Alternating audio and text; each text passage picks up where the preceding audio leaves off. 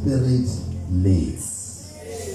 Kona ndisesentshumayelweni kodwa umoya ingcwele kumoya abangawuthandiyo obakhonzisa kabuhlungu.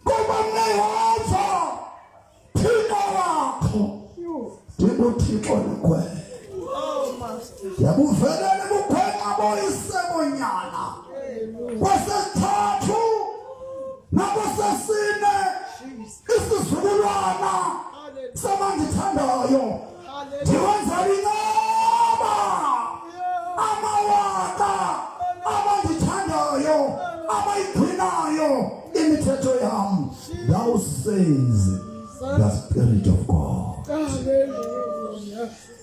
Hallelujah. Hallelujah.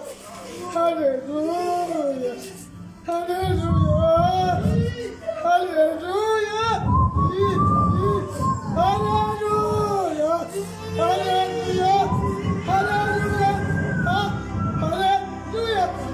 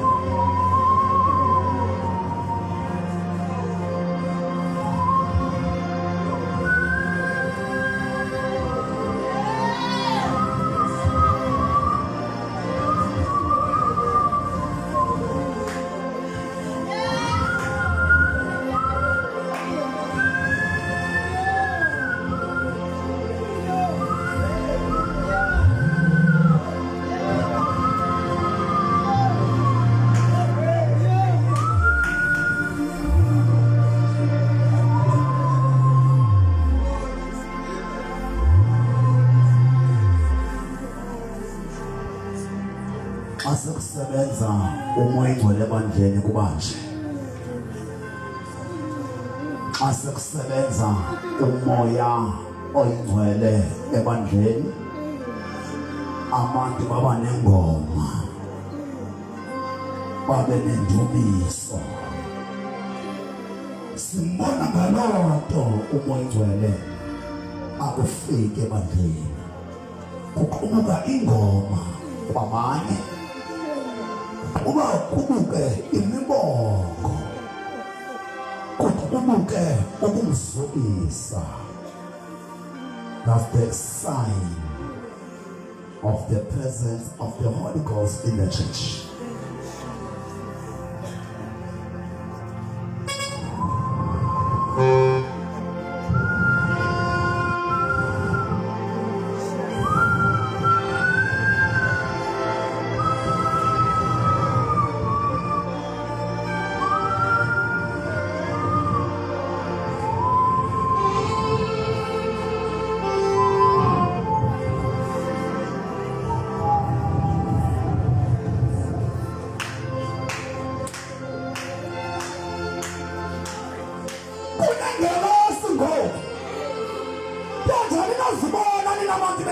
igama asilohlabeleli sodwa. There are angels of worship that have joined us. We have been joined by the angels of worship. Bezilinde abantu. Uzanyana naphondo, uzananyana, uzanalo konile. Uzakonile naphondo uza. Ingelosi bezilinde lenkonzo yenhlambuluko. Abe usiza apha. Nikhala ngomlilo. Uthixo nibonile. Waningcwalisa. Wathumela ingelosi. They are here. The angels of worship.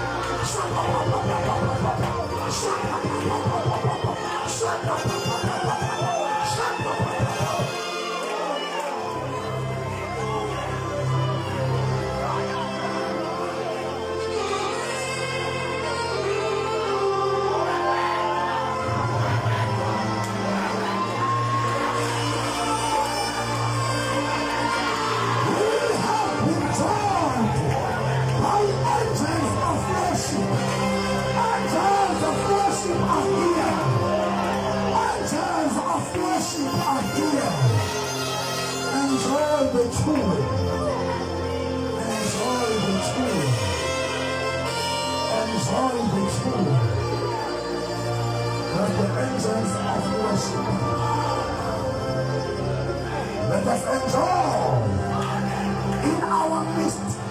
We have been joined by the angels of worship.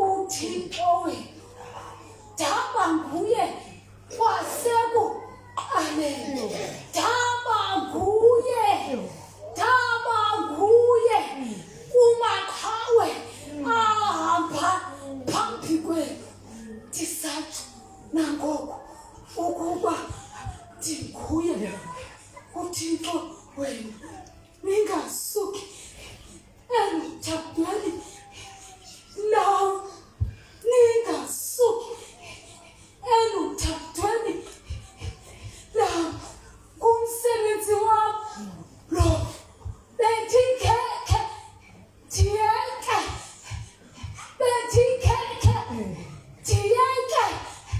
nihlaselwe kude kuphele ndithe emva koba ndiyamhambisa utata wenu kwanyusa izinga kathwaso ke sibone xa sengekho ukuba kuzoba njani.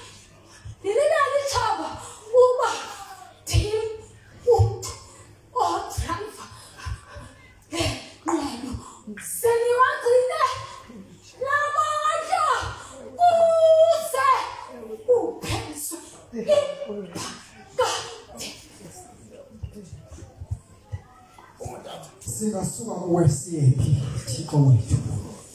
Yini Thixo uthando lungaka osenzela lona Thixo? Sinobuathalala obungaka kodwa Thixo ungemke futhi usithwale Yehova Thixo nobuathalala bethu.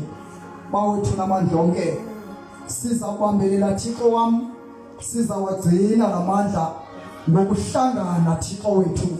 Siphakamisa Thixo igama lakho bawethu namandla onke, sivulelana izifuba Thixo wethu, sihlala Thixo silumaintaina Nkosi oluthando odla ngokuthetha ngalo kuthi Thixo wam. Siyakuthembisa silibandla lakho ngalo igama lenkosi yethu Yesu. Siyabonga ke mzali, siyabonga Thixo wethu ngokusivizitha kwakho, ngokuphila Thixo wam usilift spiritually. Noba Thixo sawubona Nkosi ba si-down, kodwa siyekelanga moya oyingcwele. Enkosi ke Thixo welcome egameni lenkosi yethu Yesu. Amen. Bangcwele ndifundisa lento. Xa sele umoya oyingcwele ethethe kanti siyabona bemele bangoku ndivala inkonzo siyabona. Ndiyafundisa masingaqheli uba inkonzo phuma xa sithini. Xa umoya oyingcwele ethi namhlanje stop it siyabona. Ngokuka umoya oyingcwele lena inkonzo singayivala sigoduke, but because this is my last day ndiboleke i-hour egcweleyo kuba ndihamba ndineshiya umoya oyingcwele ke uyandazi uba andiphikisane naye. Okokwam ngoku emlandini ndithi makuvalwe inkonzo kwenziwe izinto zokugqibela kugoduko kuba umoya oyingcwele inkonzo namhlanje uyigqibile. Uthi uThixo ubeyeke ngabomi, hayi kuba ebengayiboni into yokuba nihlaselwe. Ubesazi uba akuzugqibela utshaba konke abanye uThixo. Then uthi ke ngoku yigcineni lento ngokungcwele, yigcineni lento ngothando, hlalani noxolo omnye komnye. Let me tell you, ngosisekele ndawo yoxolo nothando ndawuthetha nje izinto zobulumko. Ndidla ngokuthi kuni uSathana wake wacela one of the popes, wamcela lo pope esithi uma ungake undenzele ifavor uhlaziye iBhayibheli, uthi xa uyihlaziya undikhuphele nje iscripture esinye esilimaza ubukumkani bami. U-First Corinthians chapter 13 angaphinde abekho eBhayibhelini. Uthini u-First Corinthians chapter 13? Ngulo othetha ngomthetho omkhulu, umthetho wothando. Njengoba ningabantu abatsha amagazi wenu ayaqhuma nifuna isikakhulu spiritual gifts ukuze ubeka abantu izandla utshilo umntwana njengoba izolo bangcwele ningahleli ba anibhadlanga mna kodwa nje ngibhadlile why ndisitsho njengoba bendisengwane FM kwenzeke le ndisuke apha izolo ndasa Africa back to God entabukulu bathandazi bele ku guest speaker ndizochaza lento ba uThixo uthi nasi isitshixo azawukhulula ngaso the government of South Africa.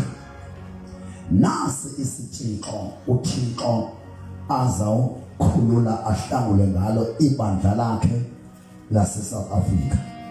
Ndiyothi kubo uThixo uthi mandithethe izinto afuna azenzele ngabathandazi ngoku kuba ibandla lona lonke the church has failed in essence.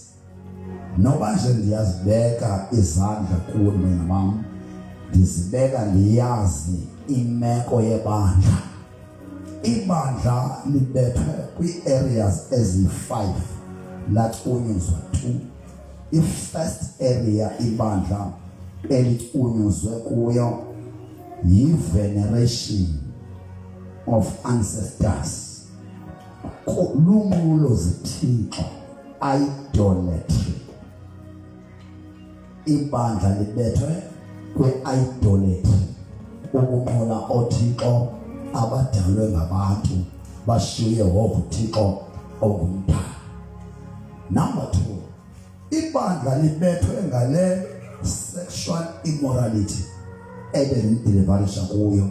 Akuyonto yalapha ebandleni leyo ulekwa kwebandla ngombulo. Ayilo bandla lenu lonke ibandla, the entire body of Christ ihlaselwe nge-sexual immorality spirit. So that ningancemani nodwa kuletho cha yindiba kwezinye icawe akukho nokufundiswa ngema athethe ngesono because uhakeke kuso. Mna ndileta apho mntanami engathi noba zethiwa ndiwile ndivuke emntwini eseli ndifike apha thithi isono uyaxoka uSathane asivele kuThixo sivela kuye ndisihlazise ngoku endijongile. Andiyotype mna engemapha because ndiwile okanye ndidle isono ndigqwetha izwi likaThixo inyanzo ndingayithethi ndikhusela mna. Wadabhada abantu abangaka abazawufa ngenxa yokuwa kwam ndingayithethi inyaniso. Mandiyithethe inyaniso ngoku indihlaba so that nam ndiyoguquka ndihlambuluke njengabantu bakaThixo. iBhayibhile mandingayilungiseleli imeko yabo.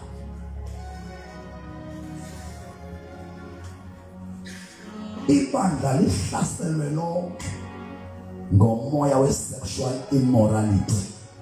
Siphefumula umbulo apha emoyeni sijoja ukrexezo. No wonder kungekho lula, but uThixo usinike isolution in that regard. Ba asele kunje ke umoya wonke onokumbulo sizawukwazi kanjani ukuba uThixo asigcine ebungcweleni. Wait for me, I'm coming there.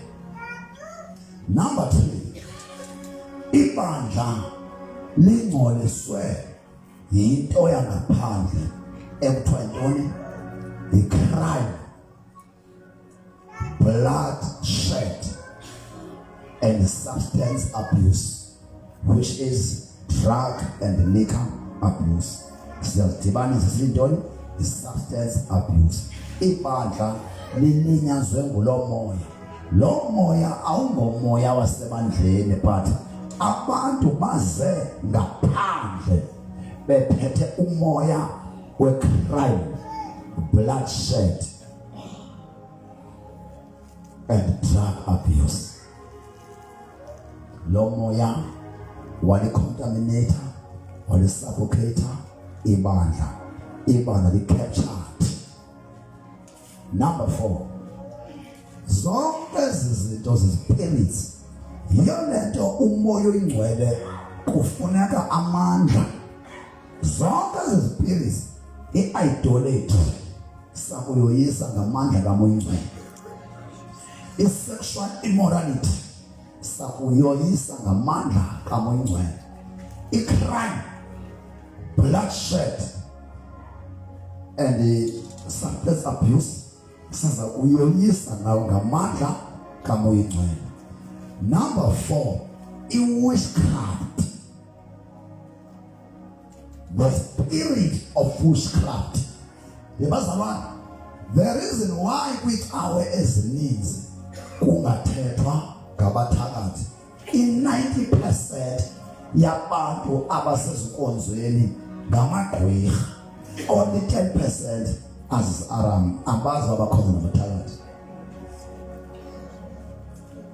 Ngeke obishop bathethe kwezabo ipulpit ngesono. 1, ngobungcwele. 2, ngamagqwirha. 3, kuba kuvalwa kwantshumayelo ezawuthetha ngokwehlukana komntu nesono epulpitini. Ivalwa ngamagqwirha apha ecaweni, angake umshumayeli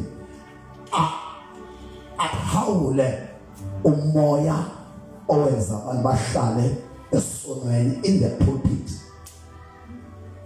Bahambela kude kwivesi zesono, bahambela kude kwivesi zobungcwele ezigcina ibandla li-in contact nomoya oyingcwele kaThixo. Bathanda ivesi ezinivisa kamnandi. Ngamanye amazwi abalisusi ikhula, bafaka imanyola elukhuleni. Wonke umuntu othi uze ecaweni uzazi ba unomthwalo, uxakathile, uphinde ugoduke nalo mthwalo. Uyintoni lo? Uyimanyola phi elukhuleni. Akayihlawula insini kaThixo, uyayirobha. Asithetha ngesono abazalwane, sisusa ukhula entsimini kaThixo ukuze sifake imbewu emhlabeni ongenasono, kuba isono sithintela insebenzo kaThixo. Ndima phambi kwenu nditsho yonke imihla mnaqala by virtue of being a human being. I am a sinner. Andithi ni esonweni ndithi si, as to avoid uba uSathane angandibeke endaweni kaThixo. NguThixo yedwa ungcwele, not umuntu. Umuntu uncedwa yinkonzo yenhlambuluko ukuze buphile ubungcwele esenenyama negazi. Mandiphinde. Umuntu ozelwe ngumfazi ukhawulwe esonweni noba ngabhaptizwa ngomoya oyingcwele kangakanani, umzimba wenyama. Galatians chapter 5 verse 19 iyabonakala ke imithetho yantoni yenyama. Usaphile emhlabeni, hayi mayifunde. Usaphile emhlabeni ngengadyobheki yenye yazo.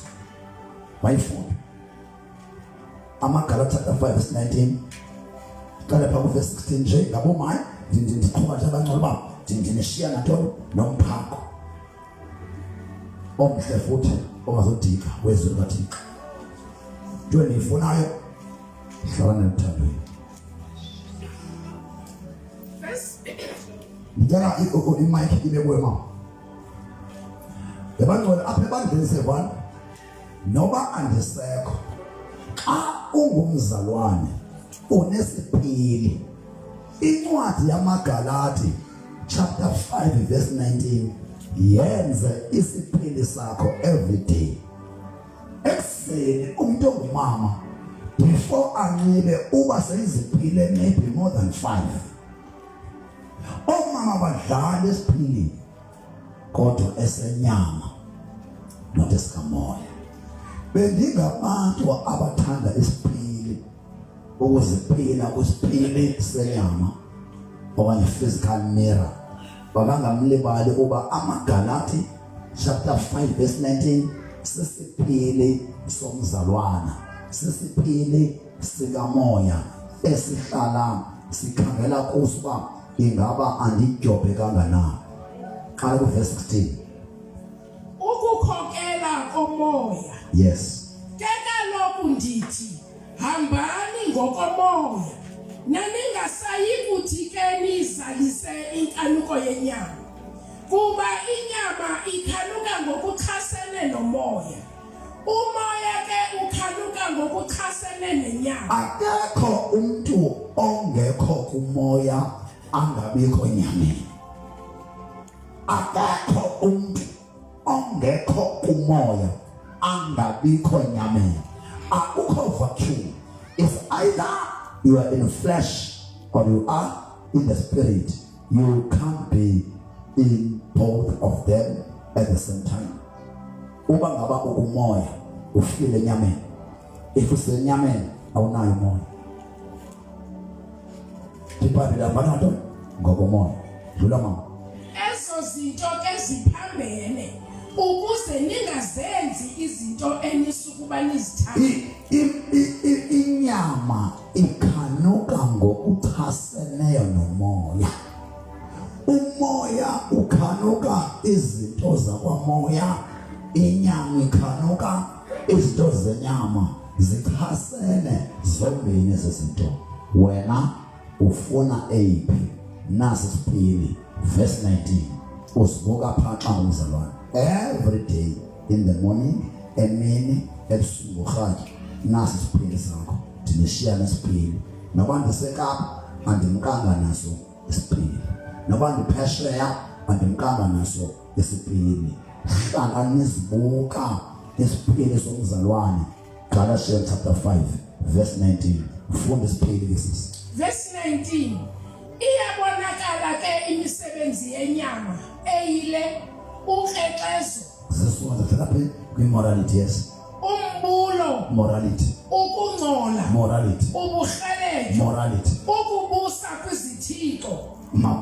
Leyo kwintoni? Idolatry. Yeah. Ukukhafula intiyo. Ukukhafula is the synonym of the feminine of idolatry. Yeah. Intiyo, inkani, amakhwele, imisindo, amayelenqe, imbambaniso. Zijonge if awuchaphazeleki na kwenye yazo. If uyachaphazeleka hlambuluka. If ukhona into ozazinto ochaphazeleka kuyo, immediately hlambuluka. That's how we are going to maintain holiness in Christ. Dlama. Izahlukano, omona, okubulala, okunxila, indwala nezinto ezinjenge. Imagine umfundisi lapha ephela ayikho kwezinika kwenzeka ntoni umfundisi asile kwakhe. Yeyiphi iBhayibheli efundwa ngumfundisi ophinde abize amawabo kuzwe kwisiko lezinyanya but aphinda aphathe la Bhayibheli etsho ngolo hlobo. Yeah. Ezinjengezo endinixelelayo ngenxa engaphambili njengokuba besendinixelele kade ukuba abazenzayo izinto ezinjalo abayi kubudla ilifa ubukumkani bukaThixo. Ukuze ufumane the kingdom of God, hlala uzigada kwizinto ezichaseneyo nobukumkani bukaThixo, then you repent. Into engafakwa ngapha emandiyifaka bangcwele kunomkhuba ndiyanicela sanorhokelana. Yabazalwane yazi ukhokela umuntu kulemaza wena because ungaze umkhokele umuntu ngento angayazi tu and ugqibe in your heart uba uyenzile okanye uyayazi. Ngelo xesha yena ukhonza kamnandi akazukwanto. Ngelo xesha uphelile ngumoya okumkhokhela. Ngubani obethekayo nguye or nguwe? Usifake poison ngokhokhela umuntu ungamazi uba umuntu uthini na. Yilukeleni indaba yokukhokhelana bazalwane izonilimaza because lo muntu umkhokhela maybe seyilungisile indaba yakhe nabantu noThixo. Ngoku ibetha owakho mthandazo awuqobhozi ngokubamba umuntu wesikhokho ungekho shona kuloo because iyahamba into engeyiyo kanti into eyiyo. So uthi uThixo yenye yezinto apha emandleni eyenza ningakwazi ukusebenzisana niyakhokhelana anixelelani iziphoso zenu endaweni abanixelana iziphoso zenu nihlala ngokukhokhelana ngeke nimanyane nikhokhelana. Naso siphile somzalwane yeke ngoku kusiphamo verse 22 nanko bangcwele into efunwa nguThixo ebazalwaneni abasinzweyo nguMagalati 5 verse 22 the fruit of the spirit funda mama uba kumele ikholwa benjani ke sona esomoya isikhamo luthando. Abantu bangcwele le masishiye yona ebedithetha na uze size apha kula Magalati bese siwantoni kuthando amaKorinte chapter 13 awathi uphoko mayisusu ndiyabuyela kuyo kula mama musho zonke Uvuyo, uxolo, ukuzeka kade umsindo, ububele, ukulunga, intembeko, ubulali, ukuzeyisa. zinene ndithi izapha nyana khawuleza uthethe lanto ubungazi ba ndirekhodile enhle ndifuna lanto enhle oyithethile uthi nesesecreech kwake kwamnandi kule cawa nanenza ntoni ndifuna iphinde ibuye lonto thetha lanto uyithetha ungazi ba ndiyayirekhoda because ndifuna ibuye kwakunjani uqala before benje. Amen. Ngisabulisa ke tshona ushumaya. Amen. Awuvakali manje ufuna uviyo ngabantu. Yeah. Okay. Ngafayisana unamali ndini manje. Ungayifayisana ngebhodi ndibona mali unamali naba ndisifanda ukuthi ukumali ndina. Amen. Tanda fast fast. Okay, kwakudala ngoku besibalisa ba kwakade konjani into bangabasibalisi mina ke apha eBig Church khule sengisikula ngiyazi Big Church so besibaliselana ngezinto ezasenzeka eBig Church enasike eSunday school back then ngela xesha thina sasisebanini okusekhona onhlahla obani back then isalvation sasiyenza ibe enjoyable sasiyenza isalvation ingabikho ngathi iyabhora. Amen. But sasikade ukuthi asizoconform to the standards of the world, but at the same time sasingafuni uba sibe ngathi ngosikukho say apha kuthi thina abantu bayanga ba ngathi ukuxhaka lento sindiso yabulo sindisiweyo omsa kutheni nizifuqa ngoYesu nine freedom engaka. So we made salvation to be enjoyable and we enjoyed salvation kangendlela ukuthi kwakungaske ngahlala kuSunday kwakubuhlungu ba sehlukane sisebancinci ngaloxesha nami nasebujunior school ngena ku-intermediate ngena ku-senior into sasizenza one we made sure ukuba siyahlangana each and every time and abantu that were closer to us lebesels abantu that were closer to us njema nalukholele North Crest abantu ba-around North Crest abaku-Sunday school we made the point that we always gather. When we are gathered we prayed, and when we are gathered sasifundisa sishare kwakhona onhlahla ke mina nalingumina wabo ababevele behleli bezi experience lezi izinto. So they used to share about yabona ngemalini what will happen in salvation xa usithi uzot, what will happen in salvation xa usithi uzot. But ke as time went on izinto zachinja abanye ababikho abanye bathini then kwaqala in the church kwarise groups. Amen. Some grouped themselves to be friends with abanye grouped themselves to be friends with abanye, and then le nto lebethethe ukhokelana yabo basolana abantu ba kodwa ngathi kuthe kodwa ngathi kuthe that's what made division in the church laphela uthando ngokwabazali and woku khona uchuku ecabeni amen and that is true khona uchuku khona ukuhleba okuninzi amen zonke izinto ezenzekayo ezenza ba even nabanye basesane school bangabi na push nanto ebenza ba ibe enjoyable because they don't see examples just like us. We saw examples on church because they were exemplary to us. There was love, there was peace, there was unity. And bazokhumbula like abantu manje ngomamsisithathi bantu bekhona kudala you would never see umntana osesane school ohlelelekileyo xa kuyi conference because if I have budgets in 5 I would bring all of my blazers so that ongenayo akhethe sinebe sibe bantu benisuku like we always made sure that akekho umuntu ohlelelekileyo ovelayo. We've always been there for each other. We were brothers, we supported each other. Omnye xa enento kokwabo okanye kukhona challenge we made sure that we are there for him. But as time goes ke saya sibaluko saya si divide kwangena zonke ezo zinto and then salvation Yabona ke ba namhlanje uThixo ubuyisa izinto ezikuwa ngoSathana kubantu abasha. Siyabona namhlanje restoration of izinto zikaThixo.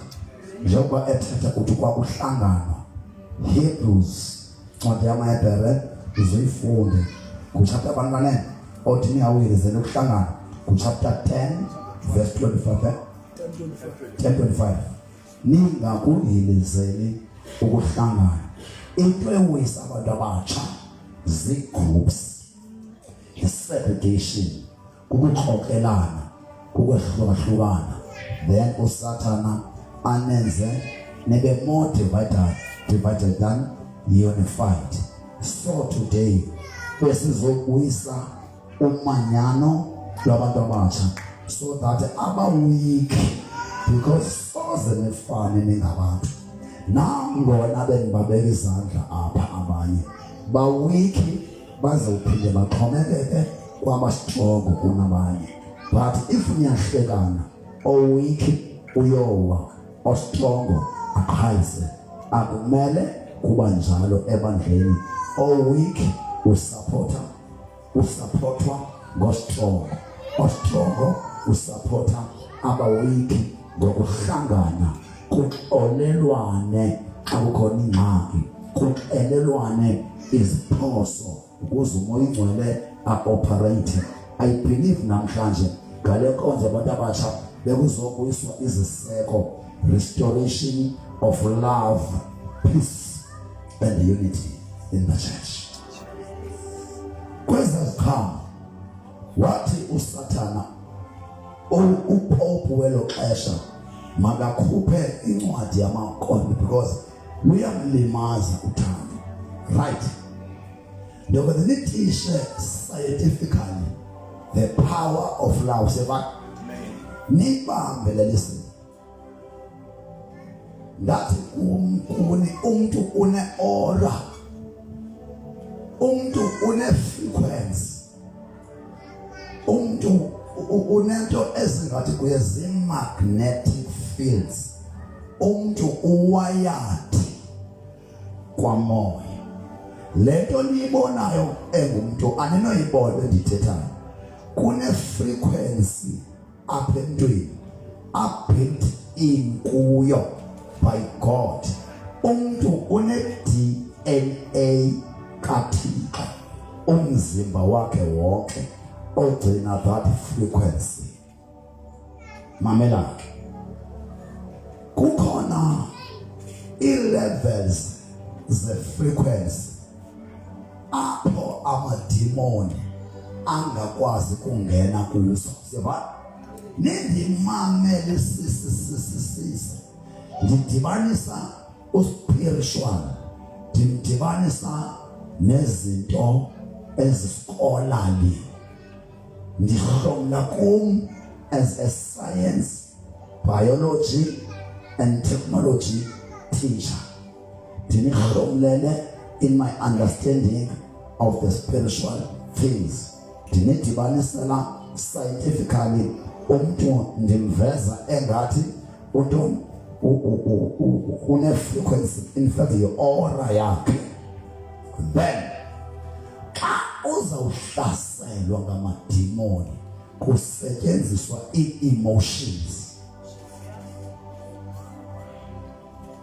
Xa uzawuhlaselwa zii-demons kusetyenziswa ii-emotions zakho.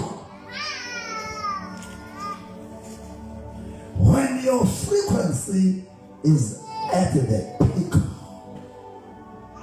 when your frequency is at the peak, no demon can enter or penetrate in you. I will tell you why. When the frequency is at the peak, kuna level apho kungekho sathana ongakuchukumisayo. Usathana bazalwane, eyinkosi yami, lento yokungathishwa kwebandla ngosathana ilibazisa abazalwana. Inye i-frequency when you are at the peak is when i-frequency yakho ibambe i-dimension yothando noxolo.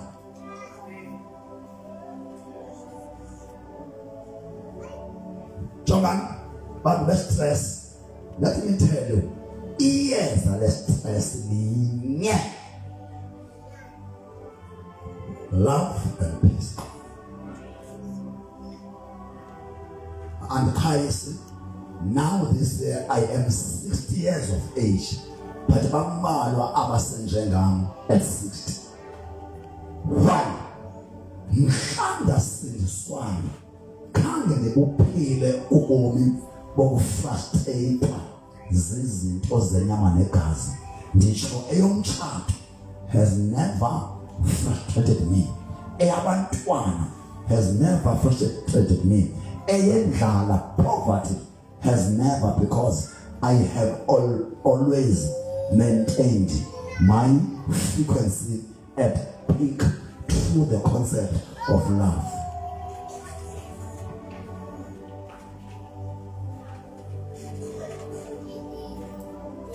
Bonke abantu abane-stress up, I will tell them nezifumene kanjani i-stress.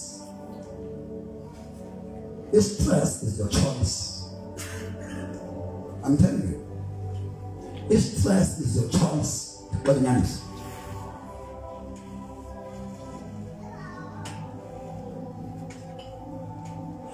uma benilazi ilizwi likaThixo ninokholo in the word, you will never be as stressed as you are.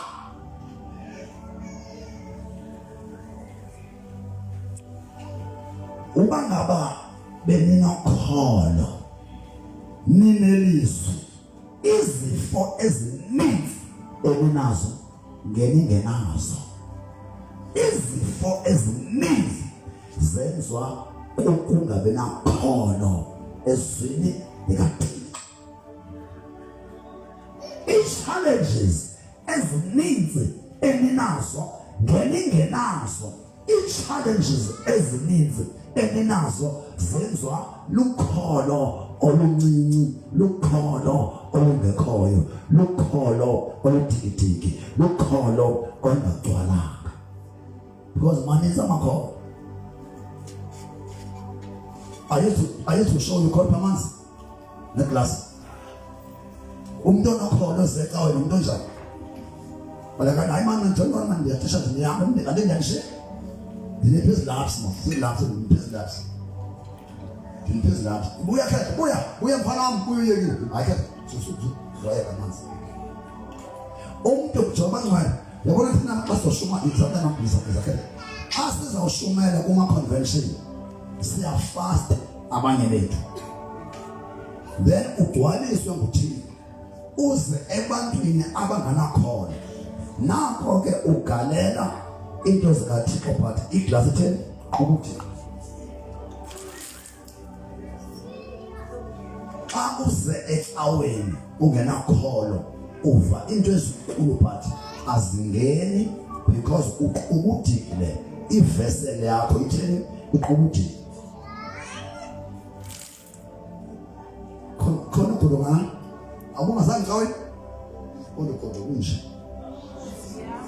lukholo awunakholo but ulikholo uphinda kokwenu awunatho yakuzilwela awunakholo ugalele uMadikiza phezu kwevessel equbudileyo uzogoda kunjalo ke kube khona abantu sa abanokholo oluncinci fana nje imbijana yakho olunga xa usekhona uMadikiza eshumela abanye umpotata umthala abanye umtata umanci abanye umtata umyadlu wena ukhona njengoba ngebongo alonyokanga ukholo kwezinye izi-alarm thexha phakuni unganqoba intaba ngangendlela ilebethe ngayo ngentshumayelo yami namhlanje unokuphatha lungaka njengoba mntanam apha phandle uphuma nje pha egethini ucatshuliswa yinto sekuphelile abantu abanokholo oluncinane babethwa ngomsindo akazisokolisi usathana xa unokholo oluncinci uyakuyeka uzecaweni ulufumana uphuma nje akucaphukise uphume lonke uyofika kwabantu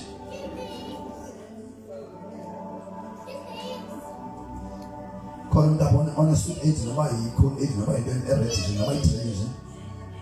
I want to show you the third faith. Yeah. Yabona all ukholo olunje ekhe bakumiyeke. Yabona ukholo into engathi igreen apha.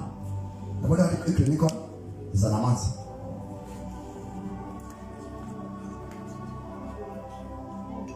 Okay. Yabona apha awazi noma ilanto ebi lapha egreen ngoba ngamanzi. Which means xa uthiwa udikidiki unokholo olunje. Ecaweni uyacawa namagqirheni uyasika entombeni uphambili kwiworship uphambili ngomgqibelo uyagida emasikweni ezinyanya ngecawe we praise your name udla kwizithebe zombini kwisithebe sikaSathane nesithebe sikaThixo udikidiki uthi kuSathane abanje ndiyabahlanza nebephica cause phila leyo yakho kube khona abantu abanokholo but kala kakhulu okay oluba ngcwele abantu bayaphila ke ngokho siyabana but ngeke wenze miracles, signs and wonders. Thina ba-operator kwi-miracles, signs and wonders asihambi ngolukholo. Olukholo lungamgcina umzalwane ayofa emazi uThixo ekuThixo but kunezinto ongeke uzenze with this faith. Which means this is ordinary or general faith for a believer. Kumele ba at least abantu ecaweni bonke babe nalo olu ukhohlwe general faith. Faith yakho ungumzalwane onelizwi owazi uThixo imele bekule level. Then Abaka Ndumiso 23, my cup is overflowing. Come. This is the unwavering faith. My cup is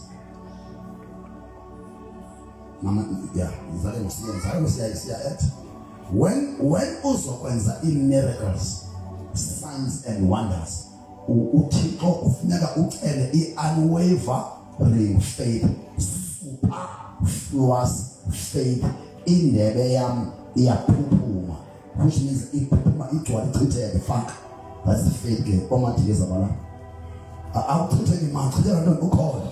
Luwela kuwe udla ngami ndiyakukholelelwa. Noma ukholwa ndiyakwazi ukukholelelwa. Ungaphiliswa lolwakho. Philiswa lami ukukholelelwe. My cup is superfluous, unwavering faith.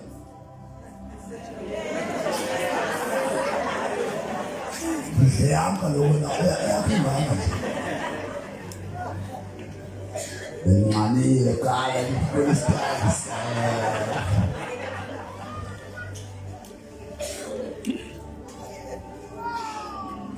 Yabangwe akazolunga umuntu ongakholo ngoku.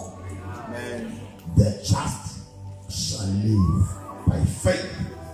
Sifike kwelo bakala ebandleni lika the just shall live by faith. And njengoba kuya kuhlutshela, faith will be our currency. Asizuxhomekeka malini, sawuxhomekeka elukholweni. Ukholo luzisa imali. Bazakhala abantu ngenjalo bethi Nkosi yami utheni imali yaphela, imali yanqongophana. Thina abantu bokholo sawuthi we don't belong or believe into superfluous money. We believe in superfluous faith. Ukholo ulanda imali, kholo ulanda ubutsheli. I'm sent to break poverty. That is as but I'm not a type to be poor. I knew that my time is coming. Let me break the silence. Poverty is a spirit. Poverty is a spirit. If you don't know poverty is a spirit. What has been done in everything that's what I mark? The idolatry, sexual immorality, dirty done, crime, bloodshed, envy, substance abuse. Tattoo number 4, witchcraft. You might mind, detective Arwen, akukho ndawo ekuphakathela kamnandi ngathi kusecaweni kwenzuko. If kunendawo ekuphakathela kamnandi kusecaweni, apha abantu be-categorized in the church of God. And I want to tell you, witchcraft is a spirit. That's why witchcraft is a spirit. Asikho spirit esingoyisa umlilo namandla kaMngcwele okuthi. Neyandiba ukho kum apha amandla nomlilo akuthi khamna ndi-umbrella yokukonekthisa nina noThixo. Number 5 yintoni? Yi-greed. Bhala kweza 5 yi-greed. Kugcwele umoya wokuthanda ubutyebi noba abuzanga ngendlela.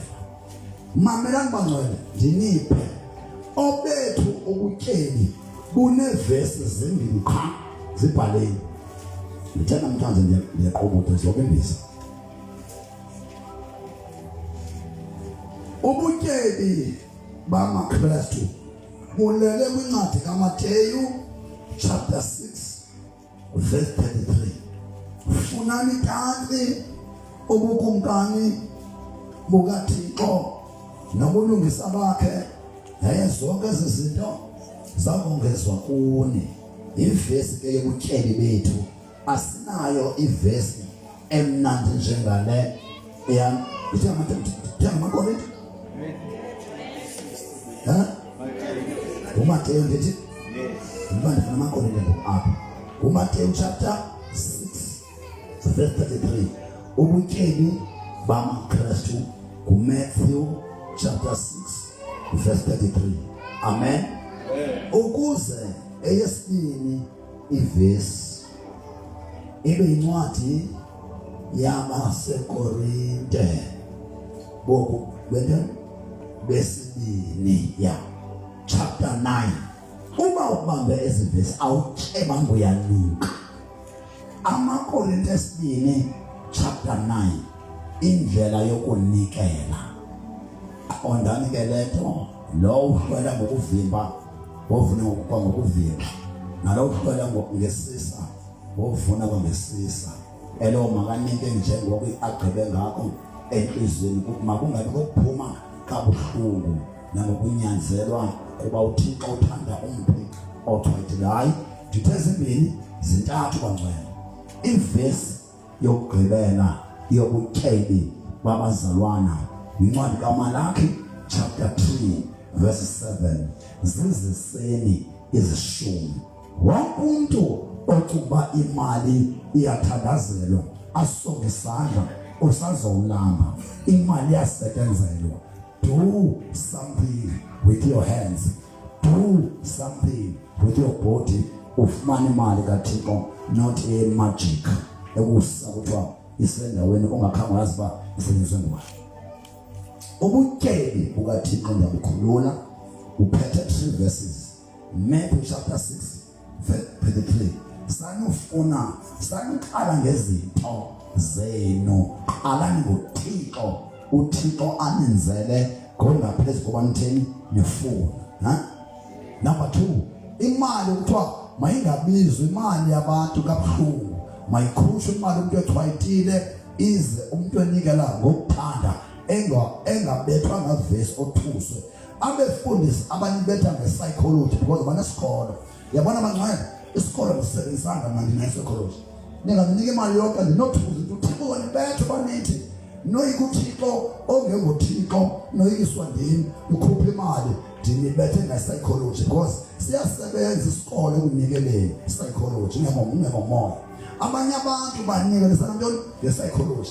Othusa abantu abothusa abantu aboyikisa abantu bamoya uThixo bagcolisa imali apha. Lo mali ayinanto yakwenza noThixo, ayinamoya, ine-psychology yokuthuswa kwe-emotions zakho. Uzobeka imali emotionally not spiritual. Isishumi sona anangxaki nomuntu osasidlayo. Isishumi ndathi ndakoni kamnandi ePaskeni ndanenzala irula yana 1 2 3 4 5 that 1 yasidlela u2 yasidlela 5 6 uyadla awubuzwa nguThixo 7 uwe uyadla 8 uyadla awubuzwa nguThixo 9 uyadla kushiye nje into encinci engu10 usibona ham nento kaThixo udle robot ezibomvu. Yiyo lento athi uThixo andinibuzi ndithestele ngeshumi okweshumi ayikho kwakho kokaThixo. Umuntu odla okweshumi udla red danger hefar asidliwa isishumi sikaThixo ngumuntu. Otherwise uThixo uzawuyeka akubukele chayisa imoto zakho kulelo ngabantwana phele ngomsebenzi kuhlale izinto while udle wadla neprotection yakho isishumi and Diyakonga then masiye phako eluthandweni. Emotions kuna frequency kuna level ye emotion apho i-demons zipenetrate khona. I-demons zisebenza bamba zisebenza the spirit of fear. Yalive unamakhala awungafumana umsebenzi, unamakhala abantwana, lonto onekhala ngayo yehlisa ifrequency. Once ube noloyiko, once ube nekhala, emotionally uba down. By so doing, your frequency it dropped even level ye penetration ye demons. Uthe was stressed. Wonke umuntu ostressed demonic oppressed. Wonke umuntu one-stress noma nganikwa AP police party stress nje demonic oppressed ngenxa ntoni yekhala lomsebenzi, khala lokugulelwa, khala longakho imali, khala lomtshato, khala longazali, khala longatshati, khala lokuthi end up uba noloyiko, your frequency drops. Then demons, they operate. That's how demons operate. But if umuntu angazinceda namhlanje ubambe nje lento, ayikho iconcept ayoyika uSatan njenge concept of love and peace. Ngoba kwa ora frequency iba at the peak when you are full of agape, not the romantic love. The romantic life is just an emotional life. Imnandi ngoku, imbi ngomso, inhle namhlanje, imbi tomorrow. But i-agape ikubeka kwi-frequency ephezulu ongasoze uSathana akubambe. No demon can penetrate into your life when you have the concept of love at your peak. Masiyange zonke izimfundiso nezifundiswa apha phandle ze-psychology nesikole sabantu abafundileyo xelana imfihlelo uSathana akamfuni umuntu onothando. I-demons azimfumani umuntu esenothando.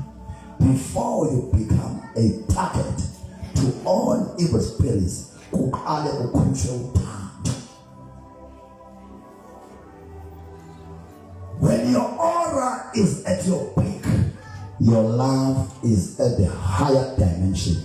Your letter or Africa to God engafuna ngomtholo, because Africa to God uzise love, peace and unity. In love, peace and unity, igcina ifrequency, i-aura yomuntu i-at peak, angafunyanwa zii-demons nemimoya yamakhala nemimoya yokonga, because uSathana udla ngefiye, ukufaka ifiye, waba nefiye, afumana penetration, your frequency is degraded.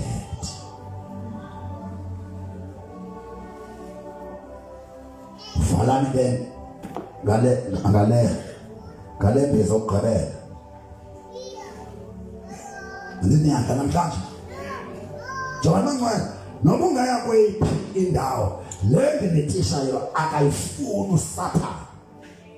Le frequency, le aura, le DNA kaThixo semntwini akafuni niyazi, because if ufuna ukugqiba uSathana and uthando lwami kuwe wehlala khali hanso sebi konze ayi basi. I'm not saying what is happening to me. Don't worry, man. Ebumnandi, na sebunzi, mani, ikiroya, yoi, somewhere, uwe. Dinando, edizo ithetha ninishi. Ndiyazi uba apha emhlabeni kune misconception ngomlungu nomuntu omnyama endivala ngayo umkhusane. Ndivala ngayo umkhusane. Ndiyazi uba kunesimika se-question unanswerable about umlungu nomuntu omnyama. This is one thing as of addresswa ngo Africa back to God. Lento yama Africa nabelu. Let me tell you. Nisazophela nike nive nge-World Economic Forum. Ihlangane lapha ne. I-World Economic Forum ibihlangene phi? Ihlangene laphi? Ibinini kulonyaka. I-World Economic Forum ibise Davos eSwitzerland. Aphihlala ibanjelwa khona every January. Kulapho yonke agenda yolawulo lwehlabathi by Antichrist ibhitwa khona kuzinyelwe nge-World Economic Forum in Switzerland, Davos. Kuya ubani pha?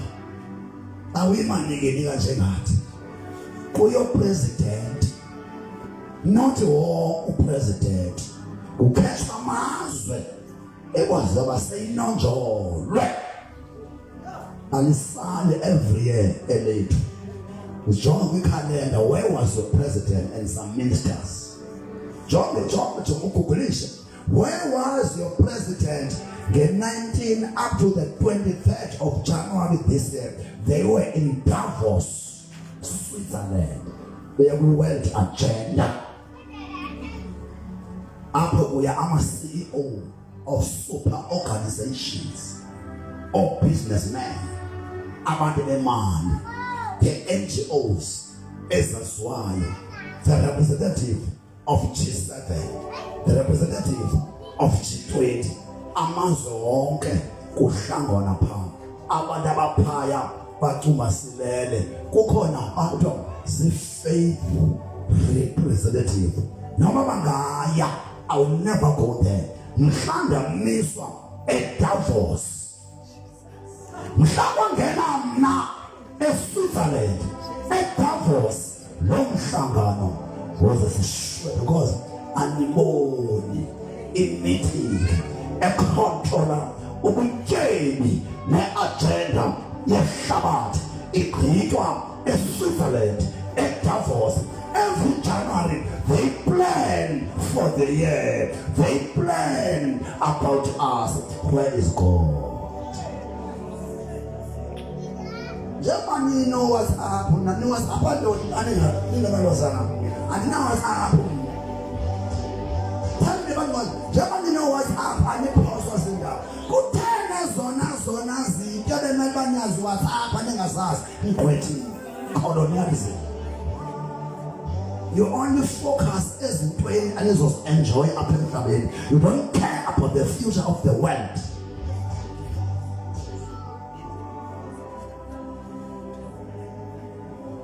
And the economy for them for the next phone, you could everything, and nothing for you the peace. You must know every January of president of first world countries, the ministers, the CEOs, the businessmen, the rest of G7, the rest of G20, they look at them. Where was the agenda on how to govern the world. Even what a professional is typical first grade Antichrist system. Show me. There's our faces. Nala ayenzwayo ngopresident abakhulu ye-pedophilia siyayazi uba opresident abakhulu kune-island apho kulala abantwana aba-less than 14 years. Why do they do so? I-pedophilia, if ungayazi yintoni i-pedophilia, kukuthengiswa ngesondo kwabantwana from 14 years down kwizikeli ezinemali yonke zibalale. Baphinde benze i-rituals kwangabantwana. I'm a scientist. Let me tell you, umntwana ona 14 years and down akafani nomntwana from 14 years up. Umntwana ongekafiki kwi-puberty, lo mntwana unento eyaziwa ngama-Satanists angenayo umntwana oseyifikisile. Umntwana akufikisa naturally kune-element yento ephumayo kuye abangabe sayifumana xa selethi efikisile. That's why ama-Satanists no-president abakhulu bazowumenywa kune-island abahamba kuyo bayozonwabisa kwi-pedophilia kulala abantwana abadini. Why? They gain amandla. Umntwana omncinci at the age of 14 xa bemlala bayamothusa. Sibona abanye bababulale before bababulale baqale babothuse. Kune-hormone eriliswa ngumntwana abafuna ukuyisakhisha so that babe namandla to pursue power of the darkness. Then umntwana uyahoriswa avezwe libhozo ngelo xesha basakhisha lento. The more umntwana ever terrorized, that hormone iyariliswa bayifuna kamnandi bafumane power bazophathana nangalo power.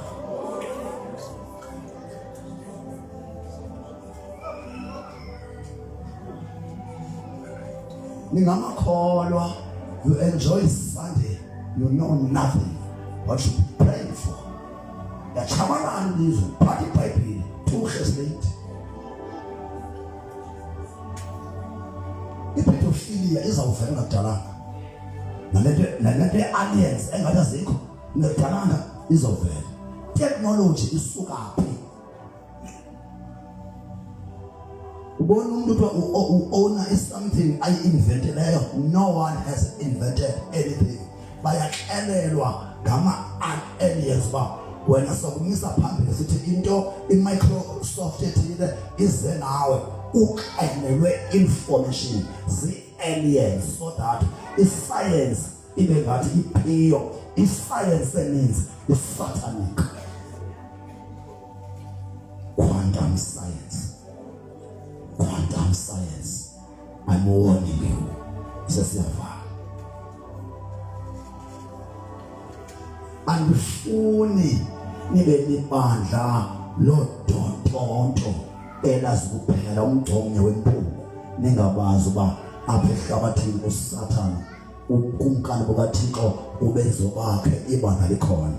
Namhlanje ndinipha isiqwayi so that noba ndikho ningalali iba nolwazi. Knowledge is power. Seliyavala nabantu baza ngaphambili usandisiwe into elizwe zi-worshippers abantu abatsha ndiyazireleasa as I am closing. Can I give you ngoba esenza some scriptures of faith?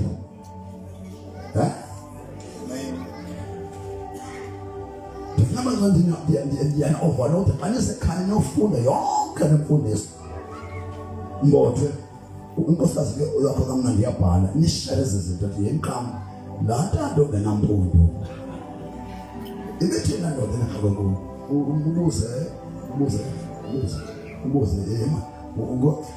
xesha bethi umvela njani asazi uba benganamadoda shengisalamba bobuza kobani because umntu obuze endodeni yakhe wamvela umva yekude shopha sakhe mani bajiko ndibayi hayi izema lo mntu. Okay, nisiya ishopha sam nimama lo ndithethayo shopha no shopha ndithethileyo qha. Haleluya. Nizokhumbula nobhanquba yazi ngamthola yazi umuntu umkhumbulo ubhanquba kumbhaq uba khona la nikhumbule umebhandle ubhanqa nje lo banizokukhumbula bhanqa umuntu welizwe usiziphiwe umuntu welizwe bakhona aze ngaphambili ufikiswa ngeshe ndiyabalibisa as i-worshippers abantu abatsha ungasha ufikiswa umuntu welizwe okay ubufikiswa ngeshe zamntana whatever sivana Then size kwi-ushers izandla kanti ngizabisiyana nje banazile bana. Size kwi-ushers uAsive Mhlwazi, join them. Usinovuyo Ntwelizwe, join them. Nobongiswa Bonakele, join them as ushers. Siza uphakama kangcono but ngobe bela babantwana. Bengena into engibanga ngisharisha la yona phathi ikhasa lami ngidile. Hayi bengizothi nihalela into faith mangiqhebe bona ke baqhebe nje 10 minutes baqhebe nje baba ndiyanirelease abantu bami ohlabelelayo apha ebandleni abantu bami xa uziba ngalo mina awukho right suyiphatha imic leba mhla uziba no ingangabi sisono senkwenkwe uyakwazi ukuphume kokwenu unhliziyo kubuhlungu inenge kokwenu suyiphatha imic bekhona abantu abanhliziyo right. Then next week ungayiphatha ukuze le team ingahliwa noma uyashumayela xa uqonda uyakholela khawuyeke into imic suka kugada mbekweni uphathe imic ungekho right.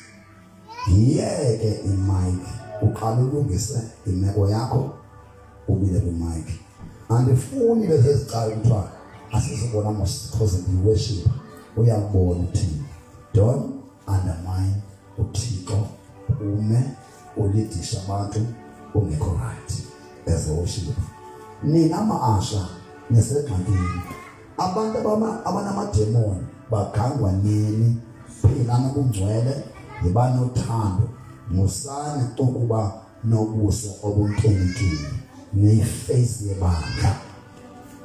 I-asha bangcwele ifana phaya kwifield yasemsebenzini ne-receptionist ekumele uba umuntu onjalo ahlale enoncumo noba senesisu kufuneka abantu abasive isisu ahlale enoncumo because abantu baxhomekeke kulo mntu ubaresevayo. Indawo oya kuyo uyibona kulo mntu okwamkela uba injani.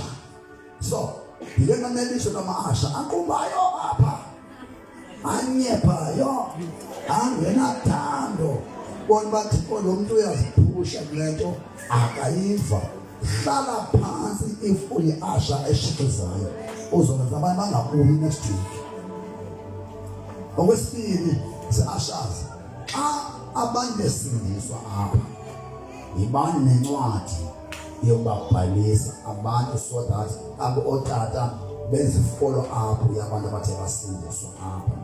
Ngumsebenzi wama-asha lowo so that iphepha liswe kubantu bokubathandazela bangeni abenka abantu ningazi negama lakhe phasi obesindiswa apha ecaweni.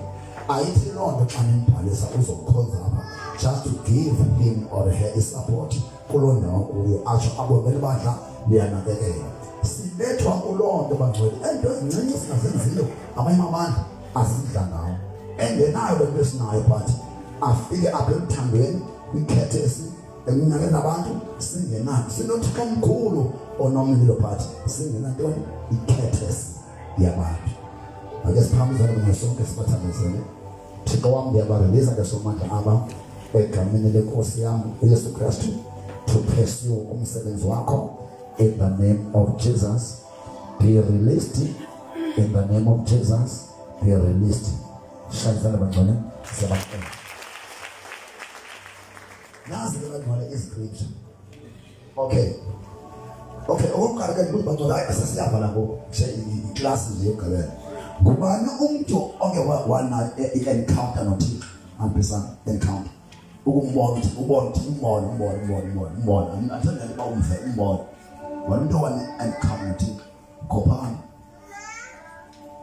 Okay, wena umuntu wane-encounter noThixo. Okay, what is an encounter? Yeah, ukuze bangcwele uThixo ahambe nawe andishiba kunyanzelekile have an encounter noThixo. Ndivala ngelithi I have 3 encounters endimane zazi ngam ndiniphe ndigoduke ndiqala ukusindiswa ndingumuntu o-inquisitive.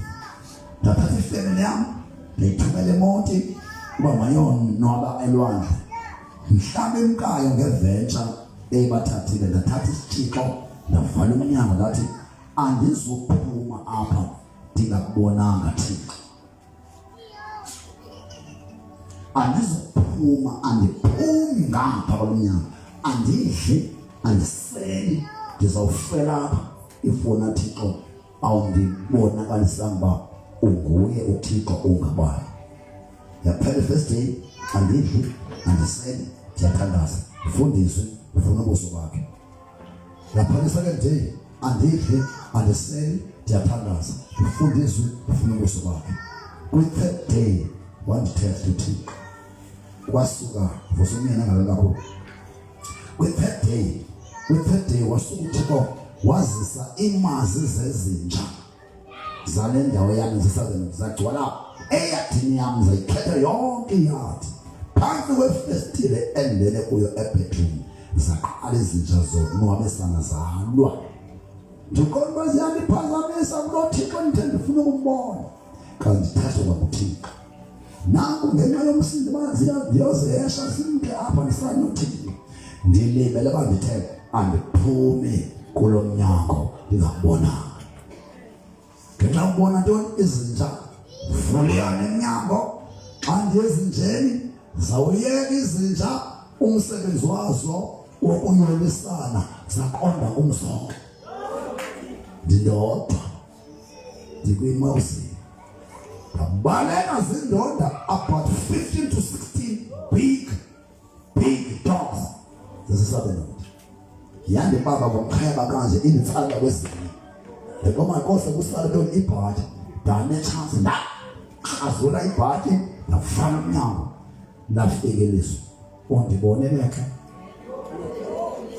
Uthixo khendibi umntwana enhloti ondiboneleke ndimlo ndisezinjama mna ndisizinja undibonile bangcwele ndandise lunch kwam ndavuka ndalila yini Thixo ndiphoswe nguwe kancinci ndahamba ndaya ebedroom ndilila ndalala ndisalila kanti inhliziyo yam ichukumise uThixo.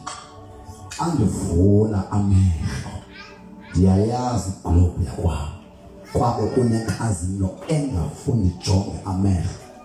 Andiwavula amehlo akujongeki. Then ngondicimeleyo ukucimela kwam akundincedi ingathi ndijongile ngangendlela i-light was so bright ngayo ndalikhupha ngathi hamba ungaphinde ubuye ndikubonile uloyikeke. Ndalala thoko kufutshane xa ndivuka iglobe iphinde right. My first encounter with God. My second encounter with God, ndimbonile esiza kum in the form of bright light, esiza endlini. Ngoku uza ngelokish isouthern road izimpane veni. Ndiyayazi masile yabona nathi le before nathole. Then the same light on that day ndibona i-lights ezimbili. Ndathi noma ndiyayazi leya i-light yile first encounter nguThixo lowo usezimbane velu emzini othile phezulu. Ndinxele ibhemude ndisebenza egadini ndibhizi kwami ndinxiba amadala ndithi bethemnto nansi i-light nanku uThixo. Ndimbona phesheya elokishini ndithi zimbini ezi-lights ndimphese ndithi Thixo uba nguwe yenza le light ise-left ithi diminish nese-right iye iba bright. Ndathi ndigqiba yabe icutheka ese-left lo gama ese-right iye iba bright bright. Ndoyika ndajonga umzi ekuwo ndizokrosa umlambo ndonyuke. Xa sendivela ayisekho i-light but umzi ebemekuwo ndisawazi. Ndathi mandiyojonga kukho ntoni kulaa mzi. Ndafika kulo mzi kunomntu osele ezocinyezwa uphuma umphefumlo. kanti la light isukile phaya yangena kuwo. Thathi manje ngena ndithandaza wathatha umphefumulo bathi abantu ngubani umthunji wavuka umuntu obesencenyezwa esifa ezibhaleveni. My second encounter with God. My third encounter with God. Ndithandaze kwa nazibika kuthixo egaraji yam ndisecruise yam master tree zuzu isixiba sikho sisendlini kanti uthixo ondibonisa another form yakuba ndingamazi kuphela as a bright morning star, ndimazi as God who uses even the sound. This time around ndithandaze uthixo kwachoka umzimba wam wajika wangumzimba ochokayo wa-electrified wathethe alarm yemoto. Ndaphuma ndawufuna isitshixa because the alarm in me can't be operated by him. Ndayelwa nto-real endlini xa ndibuyayo kulapho wathi uthixo kum bendibonisa uba ndingondlela zaziwa awunawundazi ngelight nangesound undazile ndinguthixo. Kulapho ndanikwa le nto abantu abangayiqondi kwathiwa you will go it alone, you will go it alone, you will do it alone. No wonder ndingumntu obekelwe ecaleni ngabantu. It's because on my third encounter ndanikwa umyolelo you will go it alone. Ingaba wena unayo na encounter nothing?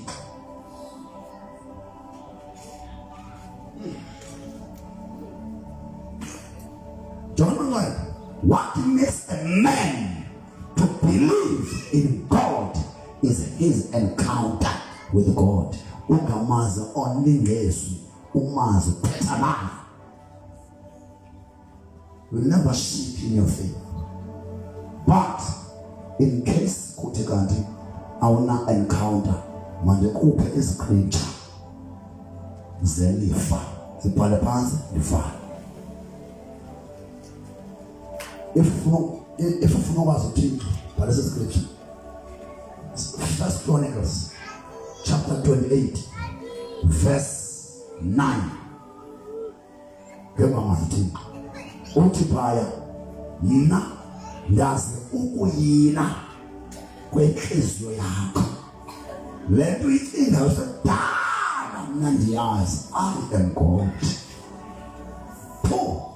Ufundo Psalms 139 onke uweze from verse 1 to 15 othetha noba uphi ndinguthixo noma ndikho ndinguthixo.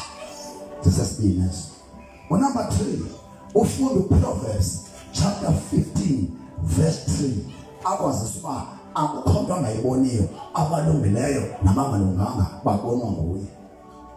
Okwesine iYeremayah chapter 4 verse 13 athi akukho mntu endingamboniyo ofihlakeleyo oze kum ndinguthixo ndingamboni. Sesine esokugqibela sokuvala ku-Isaiah chapter 65 verse 24 engakabizi sendiyasabela esathetha sendivile. Bangaba uthixo awumazanga nge-encounter. That's how you can know God. Bake bahamba na ababini bengavani. Phakamani ngubhayibhayi wami lo, ngugudbayi wami lo, nokuba meva ndiwanyathela lapho yaba yakhithela andiwanaki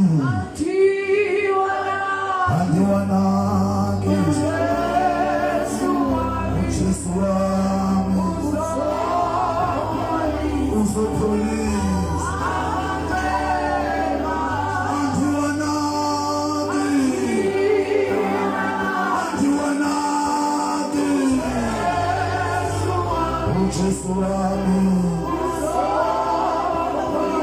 Uzopolice. Dinisha nethemba. Asandingekho nikhumbule izipictures ze-promises engazinika mina ngaphambili. The book of 2 Chronicles chapter 32 verse 7 and verse 8. Musanukoyika yomele nani, musanukoyika ukumkani wase-Asiriya, ningakhipha kumbilini nguye, kuba okwakhe kwakwesandla senyama, okwenu kokaThixo, idabi eli ayilolenu, uYehova wonelwenu. Another scripture for your promise. Exodus chapter 14 verse 13 and verse 14. Watu uMoses ebantwini usho mina kuwe, usho ngiyalishiya ngo Moses wena. Watu uMoses ebantwini ayingomoses ngoku, kusho mina kuwe ngiyalishiya. Musanukoyika, misalubona usindiso uYehova uThixo ayakunenzela lona namhla. Kuba mayiphutha hawo niwaboneleyo andisaye kuwaphinda niwabone, uYehova wonelwela mina ithande twaka. Dinisha nasesithathu Isaiah chapter 54 verse 15 and verse 17. Uthi uThixo bayaqukana ngawe, akekho yena kuloo nto. Bayaqukana ngabantwana bakho, bayaqukana ngento zakho, kodwa uThixo akekho kuloo nto. Kanti verse 17, zonke izixhobo job amabhoso elolwa wena mfowethu, libe sharp, nilolwa wena. Lithetha mna i-Asekai don't incode, uyalolwa pha bizwe igama lakho. Uthi Thixo akukhona sinye kwezo zixhobo abazenze sharp bezenzela wena esiyakuphumelela. No weapons formed against you shall prosper. Nokuba meva ndiwanyathela lapho kwaba yeah kindlela andiwanaki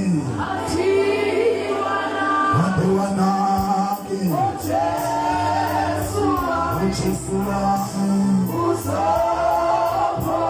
uzopolice ifuna unilahle kuloo ndawo uhleli kuyo. Amen.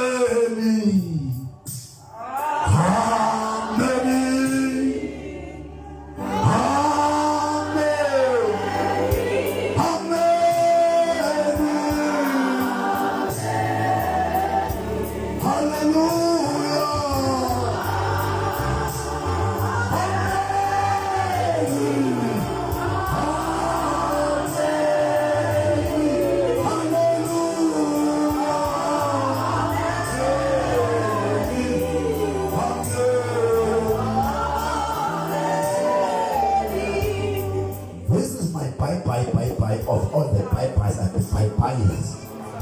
I have bye-byed you. Many bye-byes I've made. But with this bye-bye, I am bye-bying for the last bye-bye of all bye-byes. Amen. Amen.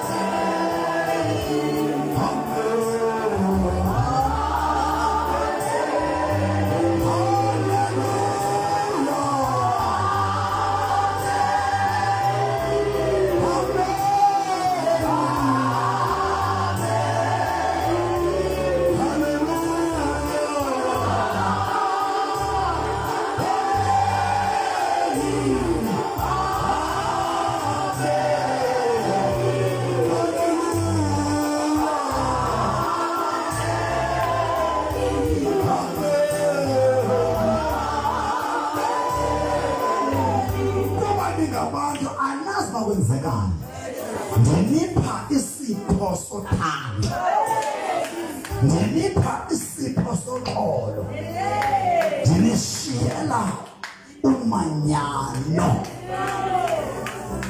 Amen.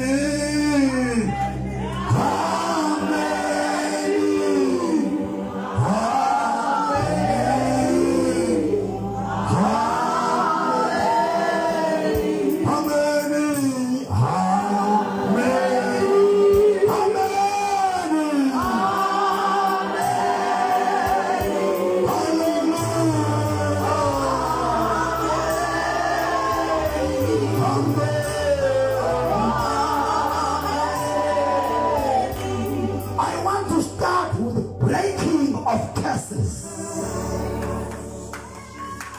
I am breaking now all your curses. Namalali buhlobo lesiqalekiso. Namhlanje ndikhawula zonke iziqalekiso.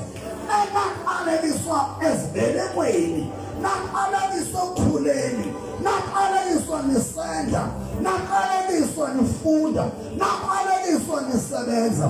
Kodwa namhlanje I am breaking all your curses in the mighty name of Jesus. Poverty kwenibandla. Poverty kwenibandla is no more. Poverty is a spirit. Witchcraft is a spirit. Idolatry is a spirit. Amandla othando, the power of love, destroys all spirits. I am uplifting your frequency levels. Other than the stress,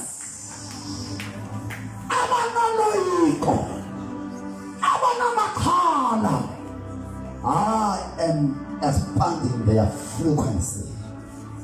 Your aura will never be penetrable unto evil spirits. Ungena apha ugula.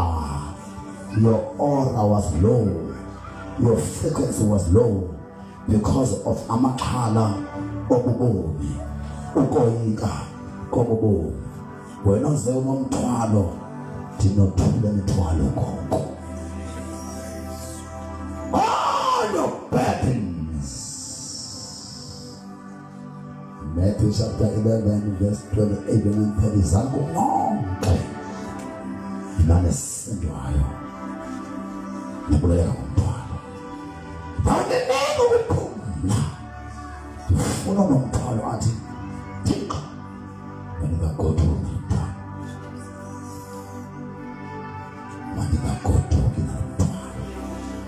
No more burden in my life. As I am leaving you,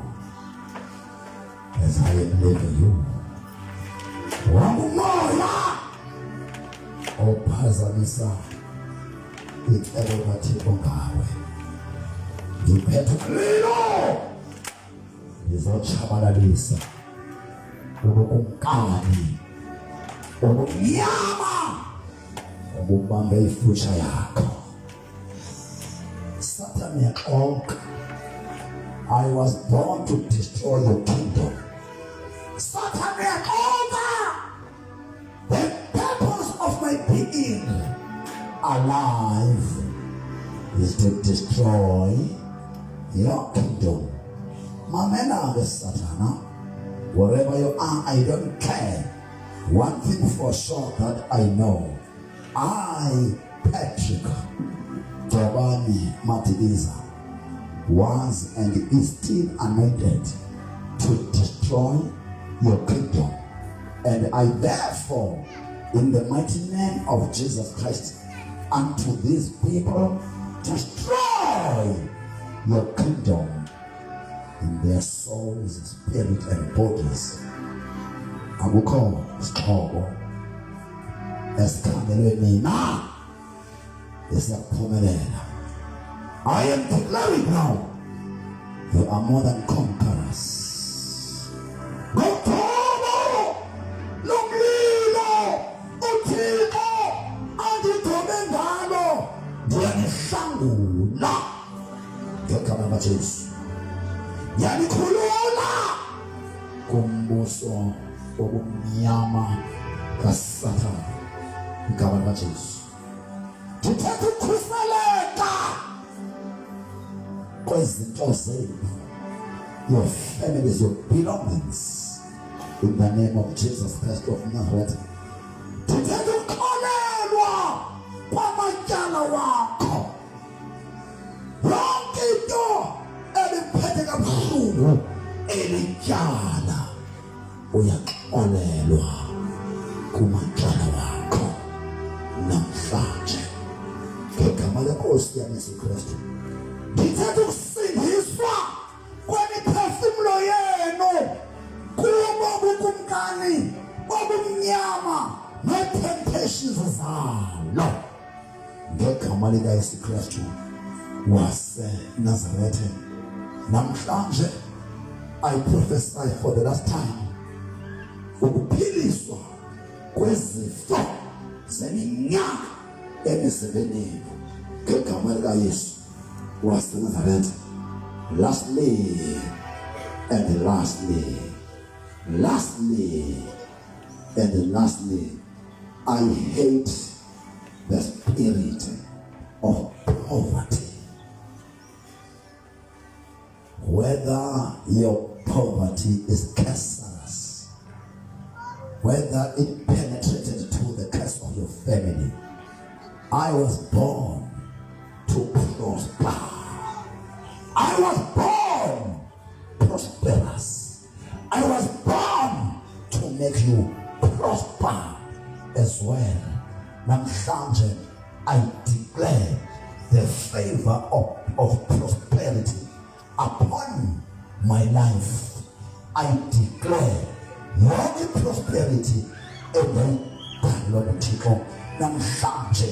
Ngikhuluma phuma ebuhlebeni. You demon of poverty, not kweli bandla. Uzawachuja wonke amabandla amele bangamashaqweni. You demon of poverty, you never touch this congregation. In the name of Jesus, I declare by faith, you are all delivered. You are all free. You are all healed. You are prosperous. No more curses in your lives. Then Tandaza or MC Azanapambi. That's my goodbye. God bless you.